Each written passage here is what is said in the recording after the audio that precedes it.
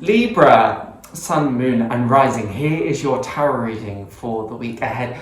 As ever, please take what's helpful, leave what isn't. These Tarotscopes are designed to help you best navigate the energies that are coming through for you in the next 7 days. I release these Tarotscopes weekly, and I highly recommend that you check out your rising sign, your moon sign and your sun sign for a full 360 look at what to expect for the week ahead. If you're not sure how to do that, no problem. You're just going to check the pinned comment below with a link on how to do that for free. And also you can sign up for emails notifying you when the Tarotscopes are released so that you never miss this essential information in the future. Now, this has never happened to me before, or when it has, I know that I've made a bit of a mistake. So I shuffled the cards. I have just finished Gemini's reading.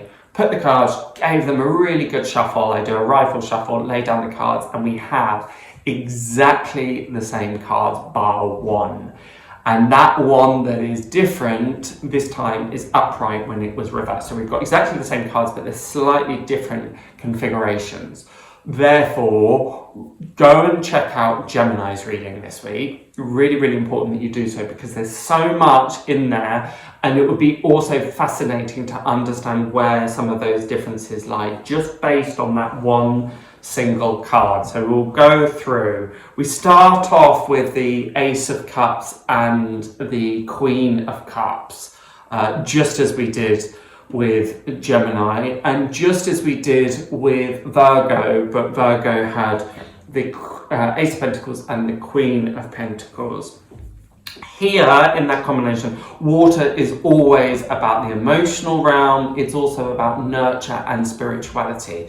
There's a reason that water is used within baptism. It's seen as cleansing the sins. There's a reason that we say just wash our troubles away. Ideally, you would get yourself into water, salt baths, get yourself near the sea, whatever it is you can do, but using water as an ability to really cleanse, clear. If you have a bath, I would really advise a really wonderful ritualistic bath at the moment. This isn't just put the bath on and watch the telly kind of affair, but fill it up with lavender, fill it up with essential oils, all of those wonderful things. What is really key here, and this is what I said to Gemini as well, is that you really ramp up your self-care as high as you can possibly do it. Get yourself a manicure, get yourself a pedicure, get yourself a facial, relax in the bath as I mentioned. Sometimes I love to just give my hands a bit of a massage and just luxuriate in you. Whatever is going to make you feel like $1,000, maybe $1 million. But let's start with 1,000 and work your way up. But whatever's going to really help you feel great. Now, the reason I emphasize this is that we've got Venus in retrograde this week. Now, the interesting departure from your reading and Gemini's reading occurs with the Two of Cups. For them, that was in reverse. So everything that Venus in retrograde represents was felt in the shadow aspect for Gemini. So that was very much about crappy relationships, excuse my language, just feeling disagreements, annoyances, just low level irksome behavior, just feeling a bit of eye rolling, feeling as though people are just rubbing you up in the wrong way. Now, unsurprisingly, as you are Libra, and as your mantra is, Gemini's is I think, whereas Libra is we harmonize or I balance. And it's much more aware of those that are around us. It wants harmony, it wants balance within societal sectors. So I feel with you, Libra, that you're going to be much better equipped at circumnavigating and dealing with some of these frustrations as they arise. And part and parcel of how you're going to do that is through all of those heart-led attributes of compassion, of patience, of understanding, of empathy, of love.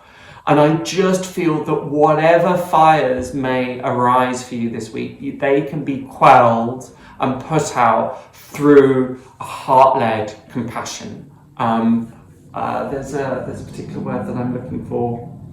We're unconditional. It's unconditional compassion. And there's a real emphasis here of just a softly approach.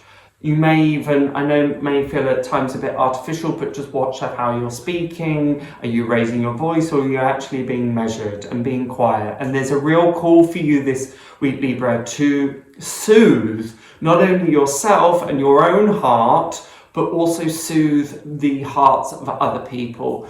The image that comes to mind is almost like when you brush somebody's hair or you brush your own hair. It's no good yanking it, because then that just makes it more painful and makes the person yelp and go, ow, that's really sore, that's nasty. Whereas actually, if we're much more gentle in our approach, if we're much more respectful in our approach, unsurprisingly, it's going to soothe out those tangles that we are feeling. It's not about pretense. It's not about just whitewashing everything as though it's absolutely okay. This is about honest conversations and honest discussions, both with yourself and other people, but being able to bring a degree of gentleness and understanding within that. It's so fascinating that despite all the same cards, the way that it's expressing itself is almost entirely different. This is part and parcel of why I thought, no, I'm going to use these cards. This is meant to be the same. And the fact that for both of the air signs, it's so similar, again, to me, is somewhat unsurprising. But be very heart-led. Be very nurturing, both to yourself and others. And you may want to bring others in on that nurture. You may want to kind of get your friends around and have a spa day. You might just want to kind of surprise a friend with a lovely present, or just knock at their door with a box of chocolates and a movie, whatever it is. But this idea of banding people together through nurture, through pleasure, through enjoyment, because with Venus in retrograde, almost upside down, it can pull away from beauty and pull away from harmonious relationships. And if anybody is equipped, because Libra is ruled by the planet Venus, if anybody is well equipped at actually turning this up on its head, it is you, Libra. And I know a lot of the time, I'm almost certain that in some of the previous readings that I've done, and maybe it's worth going to check those out, in some of the